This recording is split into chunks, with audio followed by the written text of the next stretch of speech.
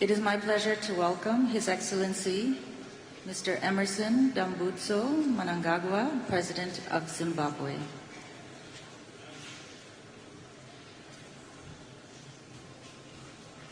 Your Excellency, you have the floor.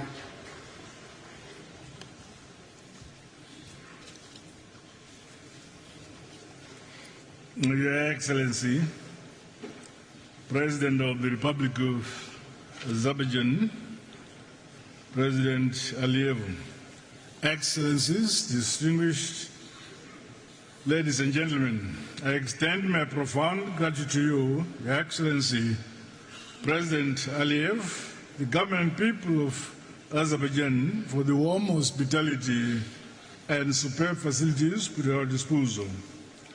The COP29 theme is both timely and urgent, given the escalating global climate crisis. Science warns of the need to drastically reduce greenhouse gas emissions.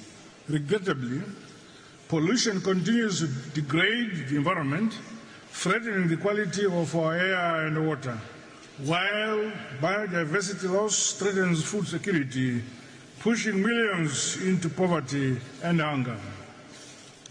The time for half measures is over, and we all have a duty to fully implement our agreements.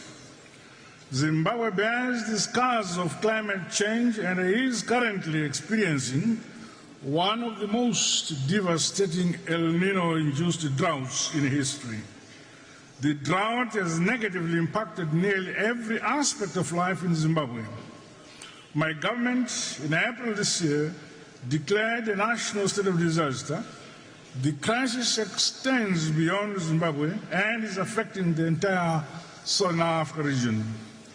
Our reliance on hydroelectric power has also made our clean energy supply precarious. These cost-getting efforts underscore the vulnerability of developing countries like Zimbabwe to climate change while contributing minimally to global emissions.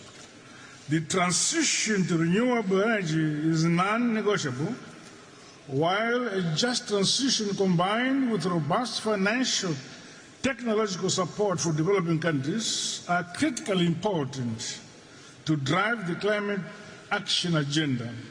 As such, my country is implementing the nationally determined contribution implementation plan and investment framework to aid in our resource mobilization. Additionally, Zimbabwe recently developed a national carbon market framework which puts Article 6 compliance framework at the heart of Zimbabwe's climate change strategy. Zimbabwe welcomes the formal registration of the group of landlocked developing countries as a negotiating group in global climate processes. As we reflect on the commitments made at the recent Summit of the Future, I urge us all to align our climate actions with our broader vision for more just, peaceful, and inclusive order. Let us act decisively to build a legacy of hope, resilience, and shared prosperity on a healthy earth. I thank you.